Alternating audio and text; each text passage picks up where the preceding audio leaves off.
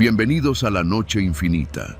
Antes de comenzar, cuéntanos en los comentarios desde dónde nos escuchas y qué temáticas te gustaría que exploremos en el futuro. Leemos cada mensaje con atención y siempre tomamos en cuenta sus sugerencias para los próximos relatos. Sin nada más que decir, comencemos. Nunca fui un hombre de riesgos. Siempre hice las cosas a mi manera, tranquilo, a mi ritmo y evitando problemas. Pero uno nunca sabe en qué momento va a cruzarse con la decisión equivocada. En mi caso, esa decisión pesaba más de 20 toneladas y tenía placas falsas del estado de Guerrero. Me llamo Sergio y soy chofer de tráiler desde hace poco más de 9 años. Le he dado la vuelta al país entero. Conozco las curvas traicioneras de La Rumorosa, las rectas interminables de Sonora, los túneles de Hidalgo y los retenes. Esos sí los conozco de sobra. Pero ninguna carretera me había marcado como la maldita libre a Cuautla, Morelos. Todo empezó una mañana de sábado. Estaba en una pensión de camiones en Iztapalapa, esperando que mi patrón, don Filemón, me asignara un nuevo flete. Era un hombre viejo, de esos que huelen a cigarro desde los buenos días, con su voz raspada y una manera seca de hablar. Siempre había sido serio, pero justo ese día parecía más nervioso que de costumbre. «Sergio, ¿andas bien de tiempo? Tengo un embarque que urge», me dijo sin rodeos. «Pues sí, patrón, ya descansé ayer. ¿Qué traemos?» «Solo unas tarimas de pintura industrial, pero no van etiquetadas», aclaró. No era raro. A veces los clientes querían evitarse broncas fiscales o simplemente el papeleo. A mí me daba igual mientras me pagaran. Y con eso me quedé. ¿Para dónde? Para Cuautla. Pero tienes que salir ya, nada de paradas. Te va a escoltar otro chofer al principio, pero luego ya vas solo. Asentí, sin sospechar nada. El remolque ya estaba enganchado. Era uno blanco, sin logotipos. Impecable, nuevo. Eran cerca de las 11 cuando crucé el arco de Tláhuac y tomé rumbo al sur. El tráfico estaba leve. La música del estéreo sonaba bajita y el otro tráiler que me escoltaba iba unos 200 metros adelante. Todo parecía normal, hasta que, al llegar a Chalco, el otro camión tomó la salida a la autopista, mientras yo debía seguir por la libre. Marqué por radio. «¿Ya te vas por la cuota?» «Cambio de ruta, me hablaron del taller», respondió el otro operador. Su tono era seco, pero no me preocupé demasiado. Seguí solo, como tantas otras veces. El tramo de la Libre a Cuautla puede parecer inofensivo para quien no la ha manejado de noche, pero hasta de día tiene lo suyo: curvas cerradas, asaltos ocasionales y zonas donde la señal del celular desaparece por completo, y eso sin contar los retenes falsos. Yo iba concentrado, sin rebasar el límite. El calor empezaba a apretar. Fui bajando velocidad cuando vi que, a lo lejos, había un retén sobre el asfalto. 3 camionetas de doble cabina atravesadas en la vía y al menos 8 tipos armados. Ninguno traía uniforme oficial. «Ya valió madre», murmuré. Pensé en dar reversa, pero no había espacio. Ni modo de dejar el tráiler ahí y correr. Respiré hondo, ajusté los espejos y apagué el estéreo. Cuando me acerqué, uno de ellos me apuntó directo con un arma larga. Hice lo que cualquier chofer haría. Bajé la ventanilla y levanté las manos. «¿Qué llevas, jefe?», preguntó uno con acento norteño. «Pintura. Vengo de México. Voy pa' Cuautla», respondí, tragando saliva. El tipo me observó un momento y luego miró hacia sus compañeros. «Ábranlo». Otro hombre subió al remolque. Escuché cómo se abrían los candados. Minutos después, regresó caminando rápido. «Está vacío, vacío». «¿Cómo que vacío?», pregunté con voz entrecortada. «Esto está raro», dijo el primero. «Bájate del camión». Obedecí. Uno de ellos me puso de rodillas junto a la cuneta. Me cachearon, me quitaron el radio y el celular. Yo no decía nada. Solo pensaba en que, si me iban a matar, prefería que fuera rápido. «¿Quién te mandó?», me preguntaron. «Don Filemón, patrón del patio de Iztapalapa. Me dijo que traía pintura». El tipo se alejó y sacó un teléfono por radiofrecuencia. No sé con quién habló, pero lo que escuché me puso los pelos de punta. No es él, el otro tráiler sí lo traen, este solo es señuelo. Me di cuenta entonces de que el otro camión, ese que me escoltaba, llevaba la verdadera carga. ¿Qué carga? No lo sabía, pero debía valer muchísimo. El tipo colgó y se me quedó viendo. Tienes suerte, eres solo la carnada. Me dejaron tirado en la orilla de la carretera, sin teléfono, sin radio, sin tráiler. Me tomó casi una hora conseguir que una camioneta de polleros me levantara hasta un paradero, desde donde pude llamar a otro compañero. Cuando regresé a la ciudad, fui directo a buscar a don Filemón. No me importó si estaba ocupado o no. Entré a su oficina y lo enfrenté. El tipo ni siquiera fingió sorpresa. ¿Qué pasó?, preguntó con su maldito cigarro en la boca. Me usaste como carnada, cabrón. Me ibas a dejar morir allá. ¿Era eso o perder todo el embarque?, dijo sin inmutarse. No te pasó nada. Mira, aquí estás, enterito. Ya sabías que este negocio no es de santos. Lo quería golpear, en serio. Pero en el fondo, también sabía que tenía razón. Este trabajo tiene sus códigos, y a veces esos códigos se escriben con sangre ajena. Le pedí que me liquidara. No quería volver a subir a un tráiler de esa empresa. Me pagó en efectivo. Me dio más de lo que me tocaba. Tal vez por culpa, tal vez por cinismo. Vete con calma, dijo al final. Y no cuentes nada. Nadie te va a creer, ni la Guardia Nacional. Todos están metidos. Hoy vivo en Teciutlán. Manejo un camión de basura. Nada glamuroso. Pero cada noche regreso a casa, ceno con mi esposa y duermo sabiendo que nadie me va a interceptar en una curva para volarme la cabeza. A veces sueño con ese retén, con el tipo que me apuntó, con la mirada de quien decidió no matarme porque no valía la pena, porque yo solo era carnada. Y lo más triste es que muchos otros también lo han sido, solo que no todos tienen la suerte de contarlo.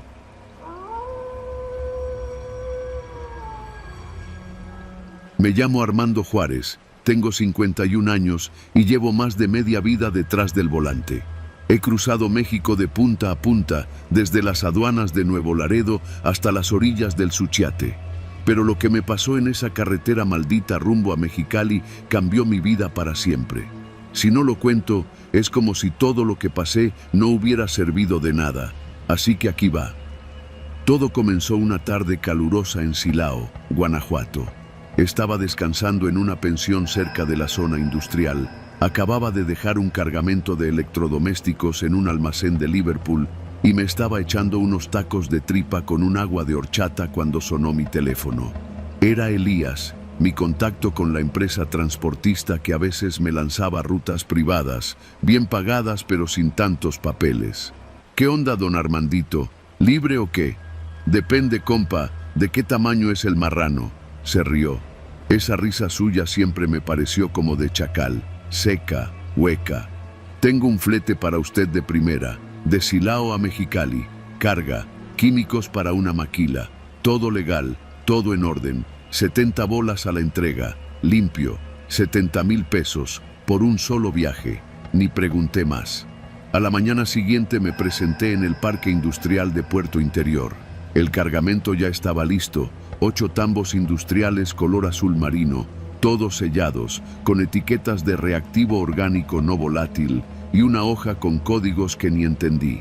Firmé lo de costumbre, recibí la dirección de entrega y arranqué el Kenworth con destino al norte. Al principio todo iba bien. Pasé por Zacatecas y luego me lancé por la 54 hacia Saltillo. Dormí en una pensión cerca de Ramos Arizpe y al día siguiente tomé la 57 rumbo a Monclova. Todo como reloj. Solo había algo que me tenía inquieto. En el papel venía una instrucción en rojo. No abrir la carga, no parar en retenes civiles, no permitir inspecciones no oficiales. Eso me prendió la alerta, pero ya era tarde. Iba en ruta y el dinero estaba en juego. El primer detalle raro me pasó en un Oxxo de nadadores, Coahuila. Paré por unas papitas y un refresco. Dejé el tráiler estacionado a la sombra, como siempre. Cuando regresé, vi a un tipo cruzando la calle que me miró raro. Llevaba una gorra blanca y una mochila. Fingí que no lo noté. Ya en cabina, encendí el motor y lo vi por el retrovisor. Estaba sacándole fotos al tráiler con su celular. No le dije nada. Arranqué de inmediato. Horas después, mientras pasaba por la autopista de Cuatro Ciénegas, noté que un coche gris, un Tsuru viejo sin placas delanteras, venía siguiéndome a una distancia sospechosa. Me cambió el humor. Aceleré hasta perderlo entre unas curvas, pero la desconfianza se me quedó en la espalda como sudor frío. Esa noche dormí mal en una gasolinera cerca de Santa Rosalía. Me eché un burrito de machaca y me quedé en la litera del camión. Puse alarma en el GPS por si alguien movía el tráiler y dejé la escopeta bajo el colchón. Nunca la he usado, pero por algo la cargo. Al tercer día, ya en Sonora, todo se fue al carajo. Iba por la México 15, a la altura de Benjamín Hill, cuando me rebasó una camioneta Explorer negra sin placas. Me pitó y luego bajó la velocidad hasta ponerse a mi ritmo. 3 tipos dentro. Uno sacó medio cuerpo por la ventana y me señaló con el dedo. No como amenaza, como si me estuviera marcando. Mi corazón empezó a golpear. Por instinto, apreté más el volante y aceleré. La Explorer se quedó atrás, pero no desapareció. Me seguía, a distancia. Pensé en detenerme en el retén de la Guardia Nacional en Querobabi, pero recordé la instrucción: no permitir inspecciones no oficiales. Entonces me di cuenta de lo idiota que había sido. No era un cargamento normal, y yo no era más que un tonto útil. Me habían usado para pasar algo, y ahora alguien más lo sabía. Decidí no parar más. Seguí de largo, con los ojos en los espejos. Esa noche crucé Caborca sin dormir, sin comer, sin bajar del camión. Llegué a Sonoita con los ojos como brasas y justo ahí, al salir de un pequeño tramo sin iluminación, me cerraron el paso. Eran 2 camionetas más, una por delante y otra por detrás. No traían luces, solo escuché los frenos y el rechinar de llantas. Supe que me iban a emboscar. Giré el volante con fuerza hacia la terracería y salí disparado hacia el monte. Las ruedas del tráiler comenzaron a sacudirse como si fuera una lancha. Sentía el peso de la carga haciéndome perder el control, pero logré avanzar unos metros hasta un claro. Detuve el camión, apagué luces y motor, saqué la escopeta, respiraba como toro, escuché los motores, me estaban buscando. En la oscuridad, solo los cactus, el polvo y el miedo eran testigos. Pensé en mi hija, en mi vieja, en todo lo que había hecho para no quedarme sin trabajo. Y ahí estaba, a punto de morirme por transportar algo que ni siquiera sabía qué era. Pasaron unos minutos, tal vez 10, tal vez 1 hora. No se acercaron, pero sabía que no se habían ido. Encendí el celular, sin señal. GPS caído. Lo único que tenía era el radio CB. Lo encendí y empecé a hablar. Aquí camión 87, solicitando ayuda. Estoy cerca de Sonoita. Me siguen. Tengo carga comprometida. Requiere asistencia inmediata. Repito. Una voz respondió. Camión 87. ¿Quién es su contacto? Me congelé. Esa no era la Guardia Nacional. Esa era otra frecuencia. Ellos estaban escuchando. Apagué todo. Abrí la puerta y salí con la escopeta. Me interné en el monte. Caminé hasta que el tráiler desapareció entre las sombras. Me escondí detrás de una piedra enorme y esperé. En la distancia escuché cómo abrían la caja del tráiler. No sé cuánto tiempo pasó. Al amanecer volví al camión. La caja estaba abierta, vacía. Los tambos se los habían llevado. No rompieron nada, sabían lo que buscaban. Dejaron solo una bolsa negra en el asiento del copiloto. La abrí. Era un fajo de billetes y una nota escrita con plumón. Gracias por el favor, don Armandito. Usted es más valioso vivo que muerto, pero no se meta más. Este fue su último flete. Tiré la nota, quemé la bolsa con gasolina y conduje hasta Mexicali sin detenerme ni una sola vez. Cuando llegué, Elías ya no contestaba el teléfono. Su oficina estaba cerrada. Nadie sabía de él, o fingían no saber. Regresé a Guanajuato como alma en pena. No dormí bien por semanas. Cada ruido me hacía pensar que me estaban siguiendo. Cada patrulla que pasaba, cada coche sin placas, me hacía pensar que era el fin. No me mataron, es cierto, pero no volví a manejar. Hoy vendo refacciones en un local pequeño en León. Cuando veo pasar a los trailers, me dan escalofríos. Sé que ahí va alguien como yo. Alguien que tal vez lleva tambos que no contienen químicos. Alguien que, sin saberlo, ya está marcado. Y si tú que estás leyendo esto alguna vez recibes una ruta bien pagada, con instrucciones en rojo y sin preguntas, no la tomes. Te lo juro por mi vida, no la tomes.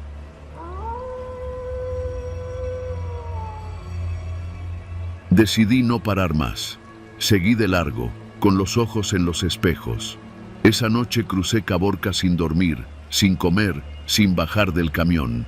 Llegué a Sonoita con los ojos como brasas y justo ahí, al salir de un pequeño tramo sin iluminación, me cerraron el paso. Eran dos camionetas más, una por delante y otra por detrás. No traían luces, solo escuché los frenos y el rechinar de llantas. Supe que me iban a emboscar. Giré el volante con fuerza hacia la terracería y salí disparado hacia el monte. Las ruedas del tráiler comenzaron a sacudirse como si fuera una lancha.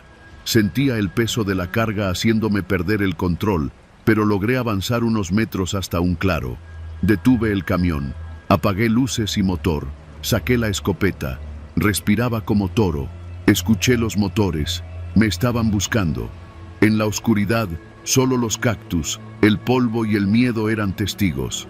Pensé en mi hija, en mi vieja, en todo lo que había hecho para no quedarme sin trabajo. Y ahí estaba, a punto de morirme por transportar algo que ni siquiera sabía qué era. Pasaron unos minutos, tal vez 10, tal vez una hora. No se acercaron, pero sabía que no se habían ido. Encendí el celular, sin señal, GPS caído. Lo único que tenía era el radio CB. Lo encendí y empecé a hablar.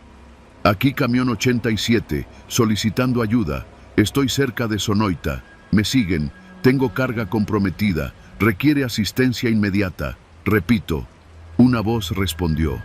Camión 87. ¿Quién es su contacto? Me congelé. Esa no era la Guardia Nacional. Esa era otra frecuencia. Ellos estaban escuchando. Apagué todo. Abrí la puerta y salí con la escopeta.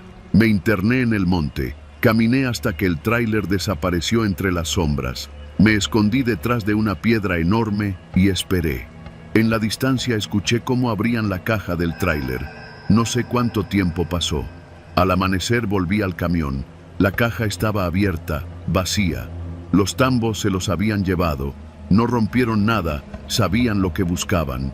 Dejaron solo una bolsa negra en el asiento del copiloto. La abrí. Era un fajo de billetes y una nota escrita con plumón. Gracias por el favor, don Armandito. Usted es más valioso vivo que muerto, pero no se meta más. Este fue su último flete. Tiré la nota, quemé la bolsa con gasolina y conduje hasta Mexicali sin detenerme ni una sola vez. Cuando llegué, Elías ya no contestaba el teléfono. Su oficina estaba cerrada. Nadie sabía de él, o fingían no saber. Regresé a Guanajuato como alma en pena. No dormí bien por semanas. Cada ruido me hacía pensar que me estaban siguiendo. Cada patrulla que pasaba, cada coche sin placas, me hacía pensar que era el fin. No me mataron, es cierto, pero no volví a manejar. Hoy vendo refacciones en un local pequeño en León. Cuando veo pasar a los trailers, me dan escalofríos. Sé que ahí va alguien como yo.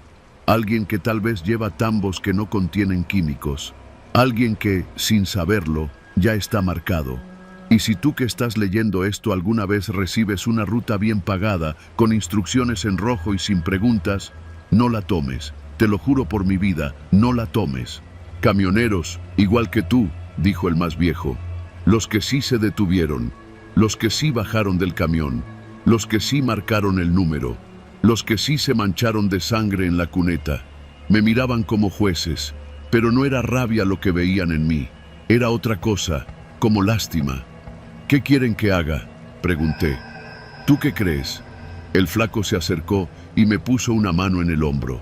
No era una amenaza, pero su tacto fue como hielo. Me giró ligeramente y me señaló algo a lo lejos, detrás de la tienda abandonada. No lo había visto antes. Un carro, un sedán rojo, completamente destruido. Mis rodillas flaquearon.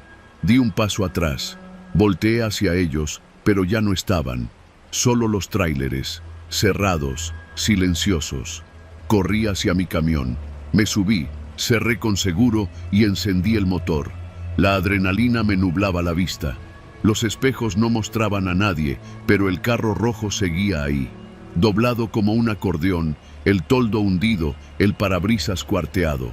Pisé el acelerador y salí derrapando de ese maldito lugar. No paré en las siguientes 3 horas, ni para mear. Al llegar a un retén de la Guardia Nacional, un agente me hizo la señal de alto.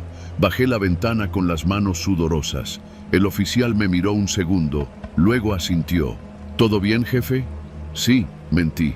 Solo vengo cansado. Él miró hacia el interior del tráiler, luego a mi rostro. Dicen que en San Pedro están viendo cosas raras, comentó.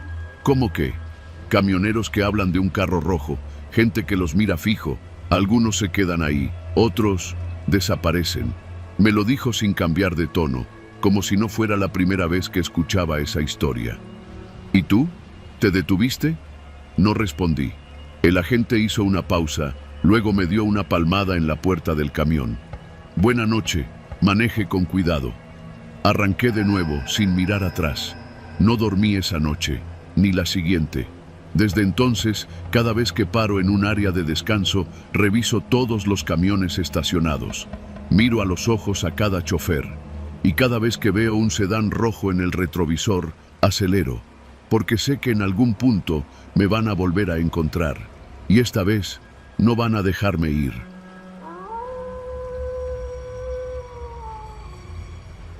Me llamo Ernesto Salazar. Tengo 48 años, casi 20 de ellos al volante.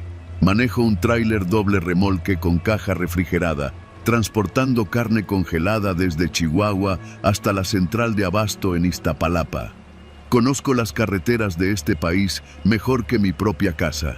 Puedo decirte dónde hay retenes, zonas de baches, gasolineras confiables y los tramos donde hasta los policías tienen miedo de patrullar de noche. Nunca había tenido miedo real en un viaje, hasta esa noche. Una noche que empezó como cualquier otra y terminó por joderme la cabeza para siempre. Salí de Delicias cerca de las 9, después de asegurar la carga y firmar la hoja de salida. El destino era la Ciudad de México, directo, sin escalas. Tenía que entregar al día siguiente antes de las 8, así que planeaba conducir al menos hasta San Luis Potosí antes de dormir un par de horas. Manejaba por la carretera federal 45, la recta eterna entre Delicias y Jiménez. Era pasada la medianoche y el camino estaba vacío, como siempre a esas horas. Tenía el radio apagado, las luces altas encendidas y solo el zumbido del motor como compañía. Y entonces me llegó el primer mensaje. Número desconocido. Bebes de tu botella roja. Mueves la mandíbula como si masticaras algo. Frené un poco por reflejo. Parpadeé. Volteé el celular que tenía en el soporte. No había visto que hubiera entrado algo. Revisé. El mensaje estaba ahí. Número sin nombre, sin foto, sin nada. Pensé que era una broma, un error. Lo ignoré. Guardé el teléfono en el compartimiento del tablero y seguí manejando. A los pocos minutos me llegó otro. Número desconocido. Bajas la velocidad, miras hacia el espejo izquierdo. Estás nervioso. Esta vez sí me encabroné. Me detuve en el acotamiento, puse las intermitentes y revisé alrededor. Ni un solo coche. La carretera estaba muerta. No había luces, no había señales de ningún vehículo detrás ni delante. Me bajé con la lámpara de cabeza que siempre cargo y revisé el tráiler. Todo en orden, nada raro. Volví a subir. El mensaje seguía ahí. Lo leí otra vez. No decía nada grave, pero me sentí expuesto, como si alguien estuviera arriba, en la caja, como si me vieran desde adentro del motor. Respondí. ¿Quién eres? Nada, ni un doble check, ni leído, solo silencio. Suspiré, me limpié las manos y retomé el camino. pero el aire dentro de la cabina ya no era el mismo. Se sentía denso, como si me observaran desde todos los espejos a la vez. Pasaron unos 30 minutos en paz. Pensé que era una mamada de algún amigo con acceso a GPS o algo así, pero entonces vibró de nuevo. Número desconocido. Aceleras. Tomas la curva a 102 kilómetros por hora. Pasas el señalamiento oxidado con el letrero caído. Volteé hacia la derecha. El señalamiento estaba ahí, oxidado, caído, exactamente como decía. Me tembló la mano, frené en seco, bajé otra vez, grité. ¿Quién chingados está jugando conmigo? ¡Órale, sal cabrón! No hubo respuesta, ni grillos, ni viento.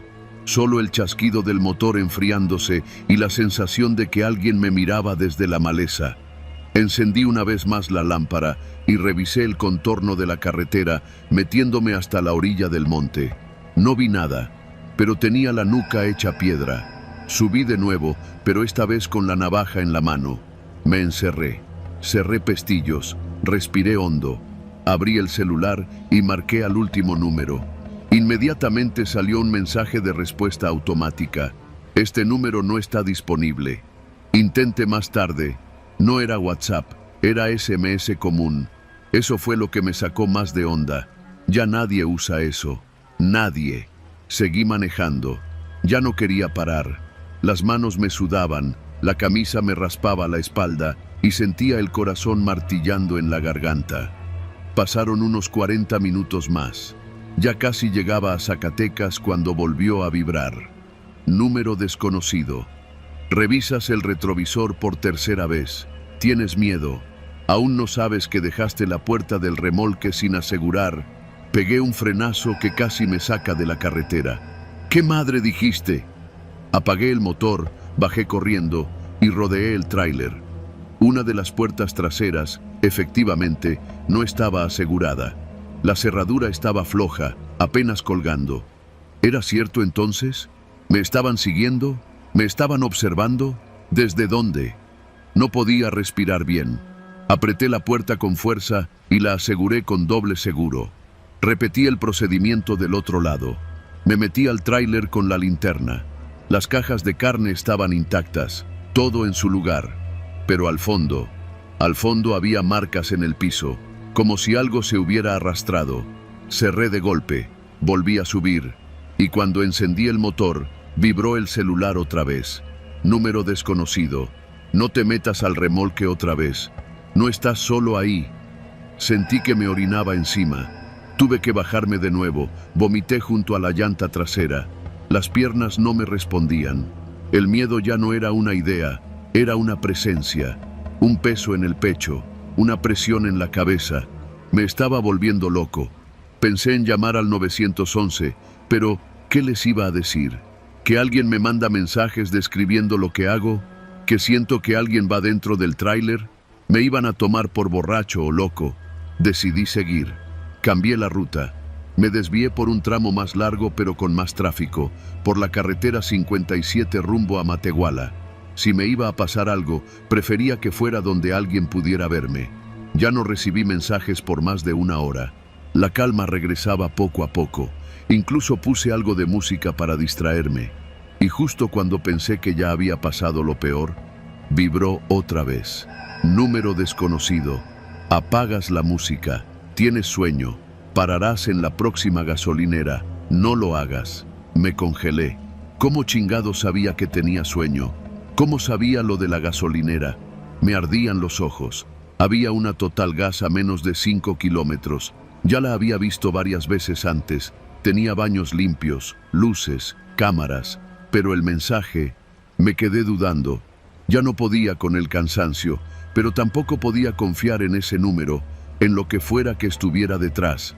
Pasé de largo, y apenas crucé la gasolinera sin frenar, llegó otro mensaje. Número desconocido. Bien hecho. El que está en la banca frente a los baños estaba esperándote. Pegué un grito. La banca. Volteé el espejo retrovisor, y ahí estaba. Una silueta sentada en la banca, justo frente a los baños, iluminada por la luz blanca del poste. Como si me observara pasar. Ya no sabía qué pensar, qué creer. Mi cabeza ya no diferenciaba el miedo de la lucidez.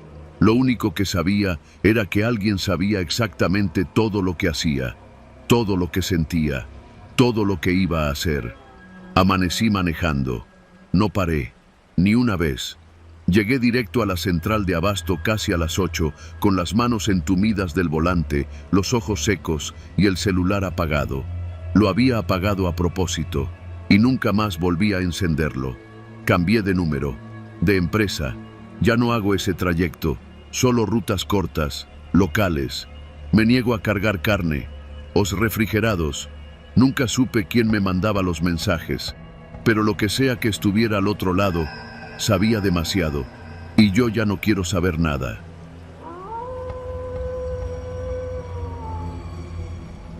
Me llamo León y soy trailero desde hace casi 20 años. He cruzado medio país con carga refrigerada, perecedera, a veces electrónica o mercancía general, lo que toque. De Monterrey hasta Veracruz, de Mexicali a Chiapas. Me gusta la soledad del camino y detesto las plazas llenas de ruido y traileros metiches. Así que desde hace tiempo procuro cargar en la noche y rodar de madrugada, con menos tránsito y menos chingaderas. La noche de todo esto comenzó en San Juan del Río, Querétaro. Había salido de una bodega con un tráiler cargado de embutidos con destino a una central de abasto en Puebla. Serían unas 3 horas de viaje, 4 si me topaba con alguna revisión federal. Era cerca de medianoche cuando tomé la carretera. Después de pasar Palmillas, como a los 15 minutos, algo no me cuadraba. Noté un ligero movimiento en la caja mientras iba en recta. No era normal. La carga iba bien asegurada, lo había supervisado yo mismo. Al principio pensé que podría ser el viento o algún bache que no sentí desde la cabina. Pero luego, el ruido. Algo suave, como si alguien arrastrara los pies o deslizara algo dentro de la caja. Disminuí la velocidad, eché un vistazo a los espejos y seguí manejando, sin detenerme. Si era lo que empezaba a sospechar, no podía parar ahí. Muchos chamacos se suben a las cajas para robar mercancía o simplemente para escapar de algo. Y no es paranoia. He conocido historias de compañeros que por no revisar a tiempo terminaron con un muerto dentro o peor, con una acusación encima que ni su patrón pudo quitarles. Tomé la desviación hacia la carretera libre, buscando un punto donde pudiera revisar sin riesgos. Estacioné el tráiler cerca de un Oxxo cerrado, donde una lámpara del municipio aún alumbraba. Bajé de la cabina con mi lámpara en mano, me acerqué a la caja y abrí con cuidado. Nada, solo cajas apiladas. Pero al encender la linterna, lo vi. Un niño. No tendría más de 8 o 9 años. Estaba escondido entre 2 tarimas de cartón, con la cara sucia, una gorra vieja y los ojos muy abiertos. No se movió al verme. ¿Qué chingados haces aquí?, le dije, sin gritar, pero firme. El niño no respondió, solo me miraba. Se veía más asustado que yo. Le repetí la pregunta, esta vez con menos dureza. ¿Vienes huyendo o qué? Sí, dijo, en voz baja. Me pasó por la cabeza dejarlo ahí y largarme, pero sabía que no podía. No por moral, sino porque si me detenía un retén y lo encontraban, a mí me cargaba la chingada. Así que le dije que se bajara. Dudó un momento y luego obedeció. Ya en el suelo, le pregunté su nombre. Andrés, dijo. No tengo a dónde ir. Le creí. No parecía mentir. Estaba sucio, hambriento, pero no parecía haberme seguido. Era como si solo quisiera desaparecer del mapa. Me pregunté si alguien lo estaba buscando, si era huérfano, si venía de una casa golpeadora, de una pandilla o simplemente de uno de esos pueblos donde nadie cuida a nadie. Súbete a la cabina, pero te bajas en la siguiente gasolinera. Ahí hay cámaras y gente, le dije. Si te veo robando algo, te bajo a madrazos, ¿entendido? Asintió. Le di una botella de agua y un pan que llevaba guardado y seguimos el camino. Manejé 1 hora más, en silencio. El niño se quedó dormido, con la cabeza contra la puerta. Parecía agotado, no solo físicamente, sino de alma. No preguntó nada, no pidió nada, y entonces apareció la caravana. Eran 3 tráileres que se me emparejaron a la altura de Acatzingo. Al principio pensé que eran compañeros comunes. Me hice a un lado, pensando que querían rebasar, pero no. El primero se mantuvo a mi derecha, el segundo detrás y el tercero adelante, como formando una caja a mi alrededor. El radio de la cabina empezó a sonar. No lo había sintonizado, pero ellos sabían la frecuencia. «León, bájate, sabemos lo que llevas». No dije nada. «Te vamos a dar chance de entregarlo tranquilo. El niño es nuestro». Mi sangre se heló. No entendía. ¿Cómo sabían? ¿Quiénes eran? «No se metan conmigo», respondí al radio, casi en automático. «Este asunto no es contigo. Solo danos al niño». Apagué el radio. Intenté acelerar, pero el tráiler de adelante comenzó a zigzaguear, frenando de golpe. El de atrás me cerraba el paso. El de al lado apenas me dejaba espacio para salirme. El niño se despertó, alterado. «Ya vienen», dijo, con terror genuino. «¿Quiénes? ¿Quiénes chingados son esos?» Ellos me buscaban desde hace días. Me escapé. Vieron que me subí contigo». El tono en su voz no era de un niño con miedo común. Era un miedo profundo, como si supiera que su vida dependía de esos minutos. Intenté maniobrar. Tomé una salida secundaria, una brecha de terracería que conocía por rutas anteriores. La caja traqueteaba con violencia y el niño se aferró al asiento. Uno de los tráileres me siguió, el de atrás. Los otros 2 siguieron derecho. Avancé por varios kilómetros, adentrándome en una zona de naves abandonadas, donde antes había un parque industrial. Oscuro, callado, sin señal. Me detuve. Tomé mi navaja del tablero. Era lo único que tenía. «Si te encuentran, diles que yo no sabía nada», le dije al niño. «Me van a matar», respondió él, mirando por la ventana. Vi luces acercarse. Faros. Era el tráiler que me seguía. Frenó a unos metros. Se apagó. Un hombre bajó. No llevaba uniforme. Era grande, calvo, con tatuajes visibles incluso desde donde estaba. Caminó hacia nosotros despacio, con una linterna. Golpeó el cofre del tráiler con fuerza. «No tienes que morir tú también, León», dijo, mirándome directo. «¿Quién eres?» «Soy quien recoge la basura que se escapa». El niño se metió en donde no debía. Vio lo que no debía. Pertenece a nosotros ahora. Es un niño, cabrón. No es tu problema. Me bajé, navaja en mano. Él sonrió. Y entonces, un golpe seco me alcanzó desde un costado. Otro hombre, que no había visto, me había emboscado. Caí al suelo. No perdí la conciencia, pero quedé inmovilizado. Escuchaba todo. «Sácalo», dijo uno. El niño gritaba, pataleaba, pero no lo golpeaban, no aún. «No te hagas esto más difícil, Andrés. Sabías que si hablabas, eras hombre muerto». Fue entonces que comprendí. El niño había visto algo grande, algo que involucraba a esa red. ¿Tráfico? ¿Trata? ¿Contrabando? No lo sabía. Solo sabía que lo querían silenciar. Reuní lo poco de fuerza que tenía, y con el filo de la navaja aún en mi mano, me lancé sobre uno de ellos, le corté la pierna, gritó. El otro me pateó, pero logré empujarlo. El niño aprovechó y corrió. Yo, con la nariz sangrando y el cuerpo adolorido, me levanté como pude. «¡Corre!», le grité. «¡Escóndete!». Él no lo pensó. Desapareció entre los matorrales. Los 2 hombres se reorganizaron. Uno subió a su tráiler. El otro intentó seguir al niño. Yo me arrastré como pude hasta la cabina. Tenía la llave en el bolsillo trasero. Cuando logré arrancar, giré en seco y lancé la unidad contra el tráiler que me bloqueaba. Fue un golpe directo. La caja se desplomó hacia un lado, pero logré deshacer el bloqueo. Conduje sin saber si el niño había escapado. Llegué hasta la caseta de cobro más cercana y pedí ayuda. Llamaron a la Guardia Nacional. Nunca encontraron al niño, ni a los hombres. Pero mi tráiler tenía sangre, 2 huellas de bota, ADN que no coincidía con el mío. Y la cámara del Oxxo donde paré aquella noche mostró una figura bajando de la caja. El niño existió. Yo lo vi. Y también vi de lo que son capaces los que se esconden detrás de tráileres sin placas, de rutas clandestinas, de camiones que no llevan mercancías sino secretos. Desde entonces no manejo de noche, no recojo a nadie, no paro por nada. Y cada vez que escucho pasos en la caja, acelero.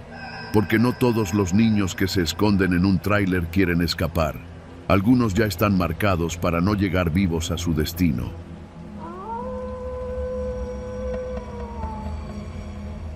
Eran 3 tráileres que se me emparejaron a la altura de Acatzingo. Al principio pensé que eran compañeros comunes. Me hice a un lado, pensando que querían rebasar. Pero no. El primero se mantuvo a mi derecha, el segundo detrás y el tercero adelante, como formando una caja a mi alrededor. Soy Jesús Trejo, chofer de carga pesada desde hace más de 15 años. He manejado por todo el país, desde las aduanas en Tijuana hasta el istmo de Tehuantepec, llevando mercancía de todo tipo, electrónicos, ganado, cemento, incluso ataúdes una vez. Nada me sorprendía ya, hasta que me tocó aquella ruta desde el puerto de Veracruz hasta Ciudad Juárez, la que casi me cuesta la vida, o la cordura. Me asignaron un tráiler con 2 remolques que ya venía sellado desde la bodega portuaria. No me dijeron qué cargaba, solo que debía entregarlo sin detenerme más que para cargar combustible y que alguien me contactaría durante el trayecto con nuevas instrucciones. Pensé que era una de esas entregas privadas con cláusulas de confidencialidad. No era la primera vez, pero el que me ofrecieran el doble de mi tarifa sin siquiera regatear, me debió haber hecho sospechar desde el principio. Salí un viernes por la noche, cuando la carretera hacia Córdoba apenas empieza a vaciarse. Mi camión era un Kenworth rojo, modelo reciente, cómodo pero sin lujos. Llevaba víveres suficientes, 2 termos con café cargado y una hielera con sándwiches. El radio estaba apagado. Me gustaba el silencio para concentrarme. Había manejado unas 3 horas cuando sonó el primer mensaje en la consola del GPS. No te detengas. A partir de este punto, la entrega es directa. Te pagaremos más si cumples el trayecto sin parar hasta Chihuahua. Lo leí en voz alta, casi riéndome. ¿Quién demonios redactaba eso? Respondí por protocolo con un simple recibido y seguí. Pero fue en la caseta de Esperanza, donde un tipo con chaleco amarillo, supuestamente de Caminos y Puentes Federales, me detuvo. No me pidió el tag ni me cobró. Solo se asomó por la ventana y me dijo en voz baja: ya saben que vas en camino, si te paras, se acaba todo, que no se te olvide. No sé por qué no le pregunté quién ellos eran. Tal vez fue la forma en que me lo dijo, o la expresión de sus ojos, vidriosos, sin emoción, como si me hablara dormido. Desde ahí todo empezó a cambiar. Las primeras 15 horas fueron tolerables. Las aguanté con ayuda del café y las pastillas de cafeína que siempre cargo en el tablero. Pero después de Saltillo, el cuerpo empezó a pasar factura.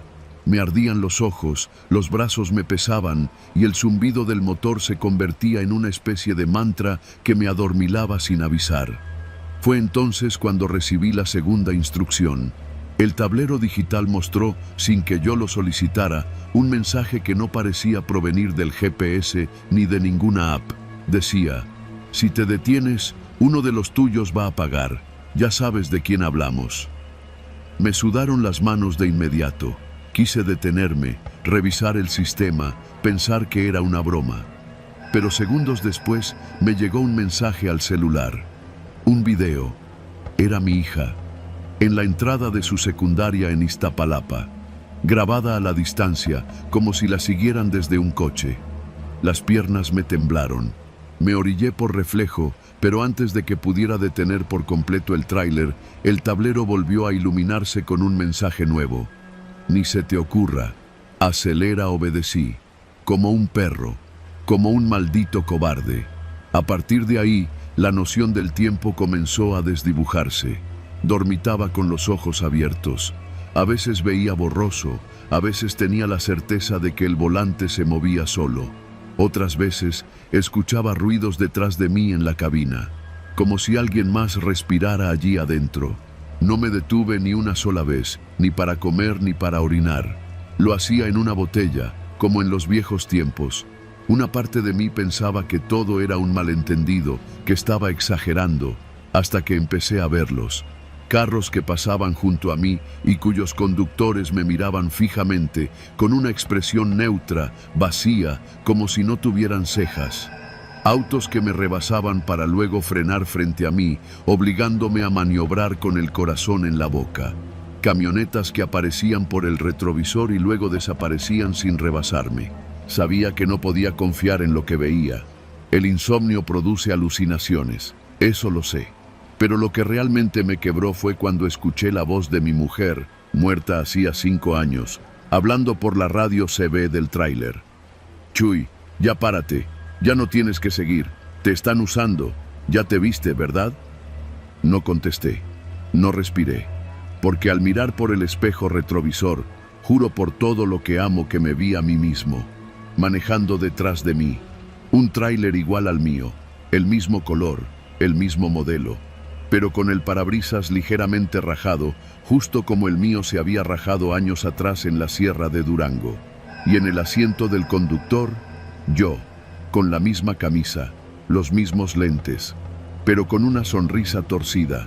Aceleré. Después de Chihuahua capital, el cielo ya estaba pálido. El amanecer era una burla. Sentía que llevaba años manejando. Mis músculos dolían como si hubiera estado golpeando concreto. La lengua se me pegaba al paladar, la piel me ardía, y entonces el mensaje final apareció en el tablero. Última orden. Sigue recto hasta que no quede camino. No des la vuelta. No preguntes. No busques gasolinera. Cuando llegues, sabrás qué hacer.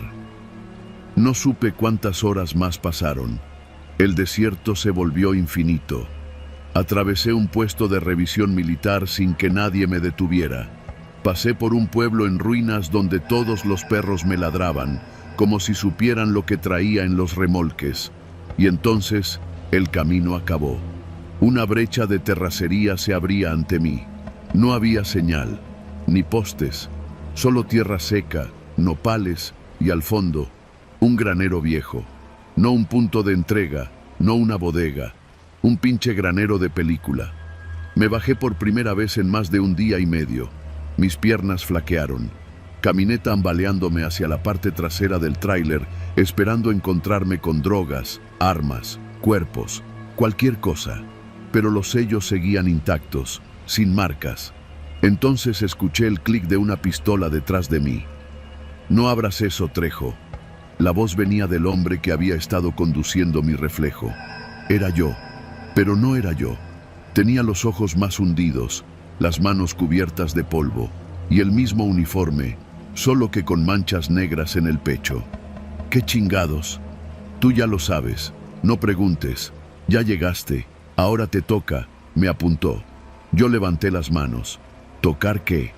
Tú ya no puedes seguir, te toca quedarte. Quise correr, pero el cuerpo no me respondía. Sentí el corazón reventarse en mi pecho. La vista se nubló. Caí de rodillas, y antes de perder el conocimiento, lo último que vi fue el camión arrancando de nuevo, pero sin mí. Desperté en un hospital de Ciudad Juárez, esposado a la camilla. Me dijeron que me encontraron desmayado en la carretera, a un lado de un tráiler con los remolques vacíos. Ni rastro de lo que transportaba. Ninguna bitácora, ningún GPS, ninguna cámara registró mi paso después de Saltillo. Me acusaron de robar la carga, de abandonar el vehículo, de mentir, pero al final no pudieron probar nada. Me soltaron al mes, perjudicado, excomulgado del gremio, sin licencia, sin chamba. Ahora trabajo vendiendo aguas en los cruceros de Iztapalapa, y cada noche sueño con ese otro yo, el que se fue en mi camión, el que sigue manejando por las carreteras del norte, sin parar, sin frenos, sin sombra. A veces, algún trailero me saluda en la calle y me dice, ¿tú no eres el que vi pasando por Samalayuca hace unos días? Yo solo asiento y sonrío, porque sé que ese ya no soy yo, y sé también que algún día va a regresar por mí.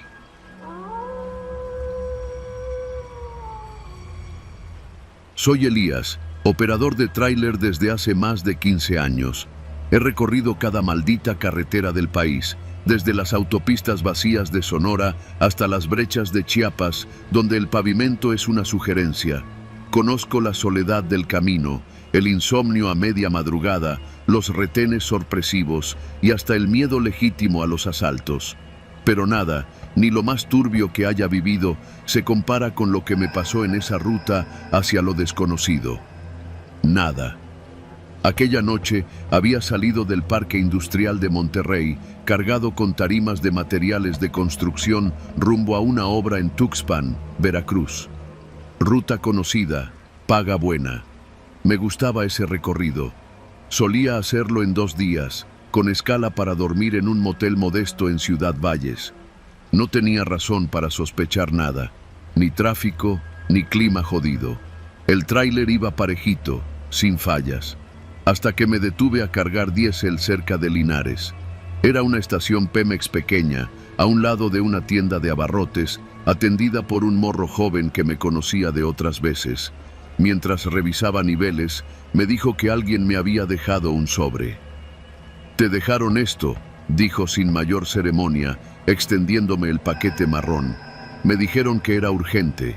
No traía remitente, ni logo, ni nada escrito más allá de mi nombre, en mayúsculas con plumón negro. Elías G. Torres. Lo tomé con recelo. En el fondo, algo me punzó en el estómago. Pero uno aprende a ignorar esas punzadas. Lo abrí ahí mismo, con las manos manchadas de grasa. Lo primero que salió fue una fotografía, y casi se me cae el alma. Era mi mujer, Irene, y mis 2 hijos, Emiliano, de 9 años, y Camila, de 6. Estaban en el parque donde siempre los llevo los domingos, junto al columpio azul. La foto era reciente. La ropa que traían puesta, el peinado de Irene, todo me resultaba familiar. Detrás de la imagen, escrita a mano, una sola frase: «No entregues en Tuxpan. Ve al punto que te indicaremos. Tu familia te espera». No había número, no había coordenadas, solo esa amenaza implícita. Me senté en la orilla de la cabina, sintiendo un sudor frío bajarme por la espalda. No era paranoia. Alguien había estado vigilando a los míos. Alguien sabía exactamente dónde estaría yo y qué ruta tomaría. Revisé el sobre de nuevo.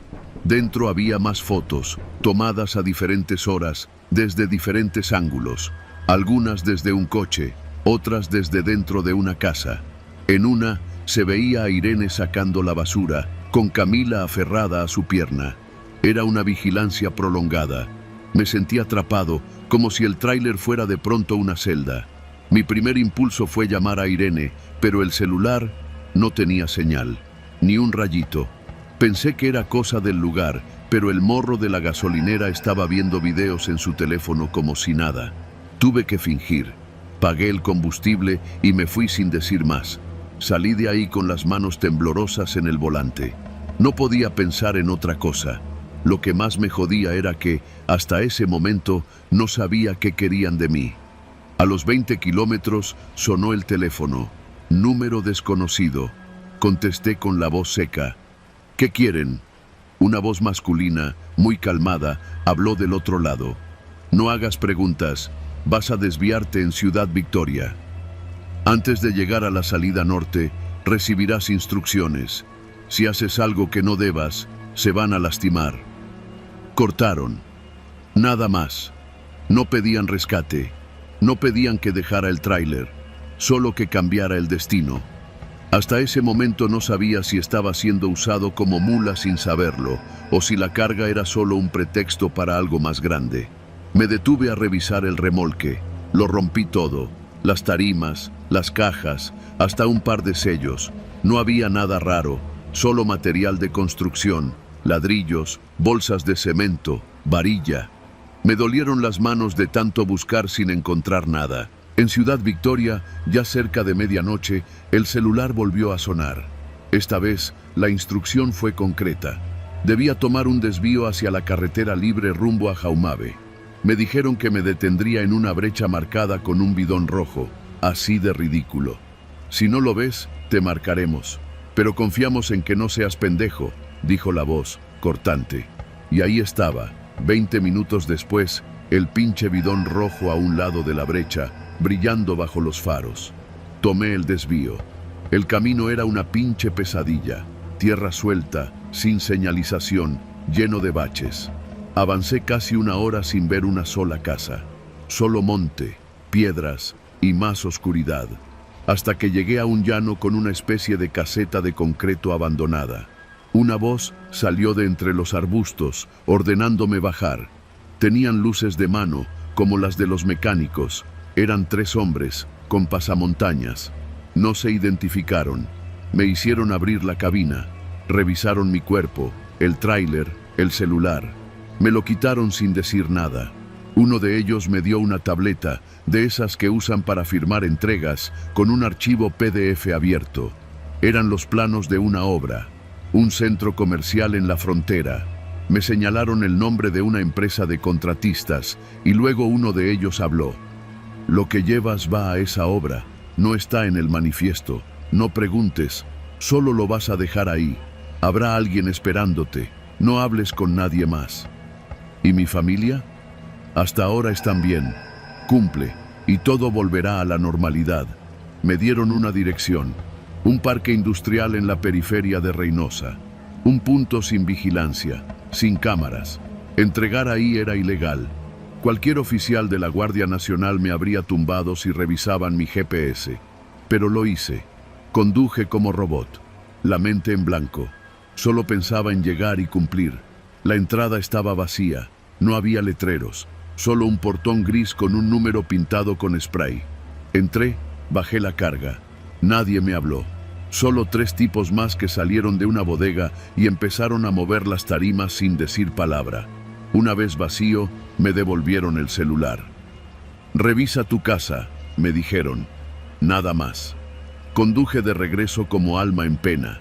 Dormí apenas 2 horas en una pensión vieja al sur de Monterrey, y luego tomé carretera hasta Saltillo y de ahí a San Luis. La cabeza me ardía.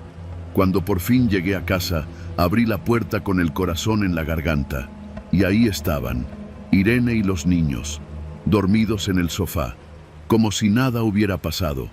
No supe si los habían tenido secuestrados o si solo me habían hecho creerlo. Irene decía que no había notado nada raro, que los días habían pasado normales, salvo que yo no respondía mensajes. Ni una marca, ni un rastro, solo las fotos, que aún estaban en mi mochila. Fotos que ahora no sabía si eran recientes o si habían sido tomadas semanas antes. Fotos que no podía demostrar que eran amenaza.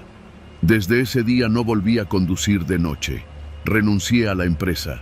Me ofrecieron más dinero, incluso un tráiler propio, pero no acepté. Durante meses, cada vez que veía un auto detrás de mí por más de 10 minutos, cambiaba de ruta. Desconfiaba de todo. Una vez encontré una caja vacía frente a mi casa, sin remitente. Me encerré con mi familia durante 3 días. A veces pienso que fui parte de algo más grande. Tal vez usaron la carga como fachada para mover algo dentro del cemento, en la varilla, quién sabe. Tal vez fui solo un peón. Pero esa noche supe que ni la carretera, ni las placas, ni los sellos protegen a uno cuando se mete con gente que tiene ojos en todas partes. Y lo más jodido es que, hasta hoy, todavía no sé si esa fue la única vez o si solo fue una prueba.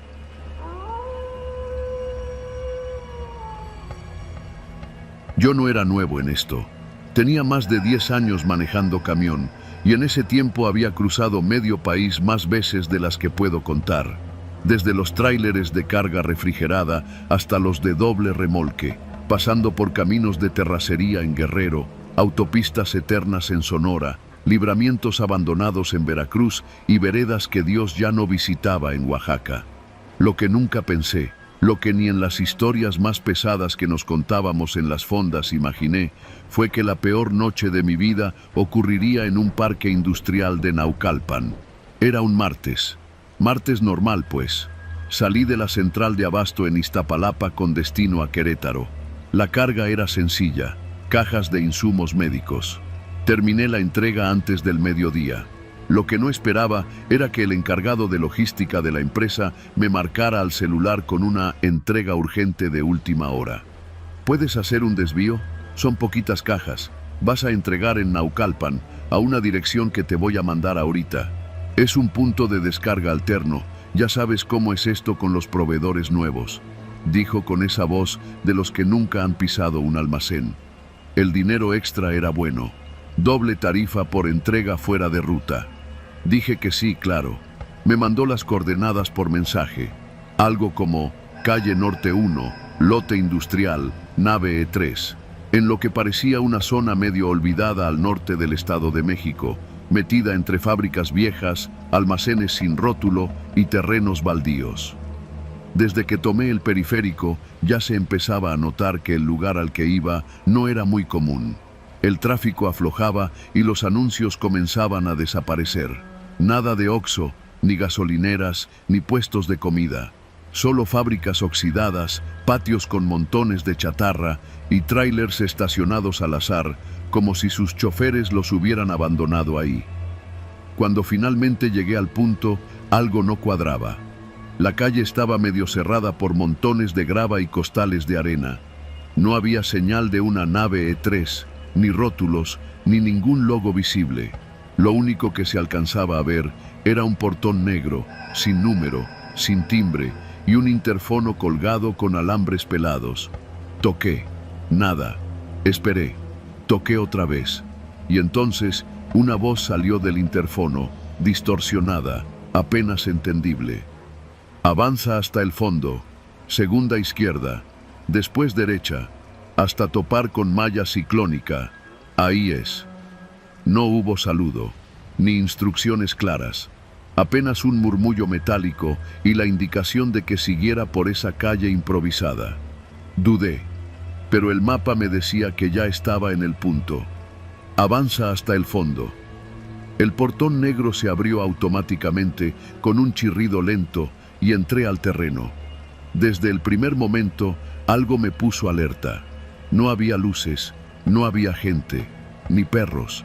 Solo restos de estructuras metálicas, contenedores oxidados y camiones abandonados, de esos con llantas reventadas y toldos hundidos por el tiempo. Tomé la segunda a la izquierda, como dijo la voz, luego la derecha. Avancé por un camino cada vez más estrecho. Los árboles crecían desordenados a los lados del sendero y en el suelo había restos de plástico, cables y manchas de aceite viejo. Y entonces, como me lo indicaron, topé con la malla ciclónica. La malla cercaba un terreno enorme, dividido en secciones por bloques de concreto, una especie de zona de descarga improvisada. Al fondo se veían luces tenues parpadeando sobre lo que parecían ser más naves industriales, pero sin ventanas, como si estuvieran tapiadas desde hace años. Aparqué el camión y bajé. Toqué la bocina, una vez, luego otra. Nada. Y justo cuando iba a marcar de regreso al encargado, vi que una puerta pequeña, de esas metálicas corrugadas, se abría lentamente. De ahí salió un hombre. No tenía uniforme, ni gafete, ni radio. Llevaba solo una libreta en la mano y una lámpara de cabeza, como las que usan los mecánicos. Su cara estaba sucia, como si llevara años trabajando ahí sin ver el sol. ¿Traes las cajas de equipo médico?, preguntó sin saludar. Asentí. Dije que sí. Vas a descargarlas aquí, tú solo. Luego firmas el registro y te vas. No necesitas factura, ya están notificados. Eso me incomodó. ¿Y por qué no lo hace tu gente?, pregunté. El hombre me miró fijo. Tenía los ojos hundidos, secos. Aquí no entra cualquiera. No dije nada más. La paga era buena y ya solo quería terminar. Abrí las compuertas del tráiler y bajé las cajas como pude. 16 en total. Las coloqué en una mesa oxidada cerca de la reja. El hombre no las revisó. Solo anotó algo en su libreta y luego me extendió una hoja suelta, sin membrete, sin sello, solo una firma y un número. Con esto cobras, vámonos. Empecé a regresar al camión, pero justo en ese momento escuché algo.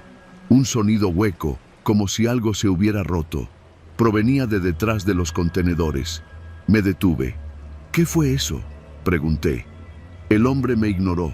Siguió caminando de regreso a la puerta, pero entonces otro sonido, un quejido, largo, ahogado, como si alguien tratara de gritar con la boca tapada. Me acerqué al borde del contenedor. El aire apestaba a plástico quemado y algo más, como carne podrida. Y lo vi.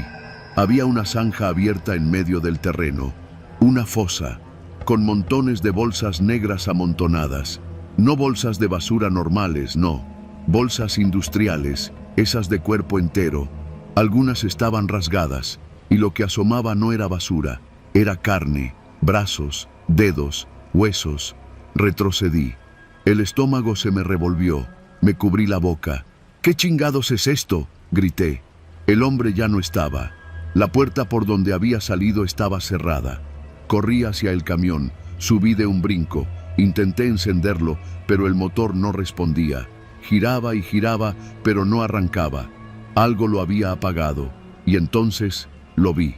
Había alguien detrás del tráiler. Caminaba lento, cojeaba. Era otro hombre, o eso parecía. Llevaba un overol sucio y la cara cubierta con una especie de máscara quirúrgica. En la mano traía un gancho metálico. Caminaba directo hacia mí. Pisé el freno. Volví a girar la llave. Nada. Otro más apareció. Luego otro. Desde la oscuridad. Eran al menos 5. Caminaban hacia el camión como si supieran que estaba atrapado. Uno de ellos llevaba una lámpara de mano. Apuntó directo al parabrisas. La luz me cegó. Fue ahí cuando entendí que lo que había descargado no era lo que decía en la guía, y que ese lugar no era un simple punto de entrega. No me quedé a averiguarlo. Empujé la puerta y salté del camión. Corrí en dirección contraria, entre los contenedores, esquivando cables, montones de escombro, pasando junto a más bolsas negras. A mi izquierda, vi lo que parecían ser refrigeradores industriales oxidados. Uno de ellos estaba entreabierto. Me acerqué. Dentro había cuerpos, congelados, completos, etiquetados con números escritos a mano. Corrí. Seguí corriendo hasta salir de la malla ciclónica por un hueco entre los alambres. Me rasgué el brazo. Sangré. No me importó. Solo quería salir. Logré llegar a una carretera secundaria. A lo lejos vi las luces de una gasolinera. Corrí hasta allá y me metí a los baños, encerrándome sin decir palabra. Llamé a la policía. No me creyeron. Me dijeron que seguro había visto mal, que estaba alucinando. Solo cuando mencioné los restos humanos, tomaron el reporte. Fui a declarar. Me tuvieron retenido un día entero, luego me soltaron. Nunca salió nada en las noticias, ni un solo reporte. Nadie habló de eso. La empresa para la que trabajaba cambió de nombre una semana después. El encargado de logística desapareció, literal. Ya no contestaba el teléfono. Meses después, intenté buscar la dirección exacta donde ocurrió. No existe en los mapas. La nave industrial no aparece en ningún registro oficial. Y ese camión, mi camión, fue encontrado 3 días después en un corralón de Ecatepec. Vacío, limpio, como si nunca hubiera entrado ahí. No volví a aceptar entregas sin verificar primero a dónde iban. Desde entonces, cada vez que alguien me dice, solo es una entrega más, me quedo callado. Porque hay lugares en este país donde uno no va a entregar mercancía, va a entregar algo mucho peor.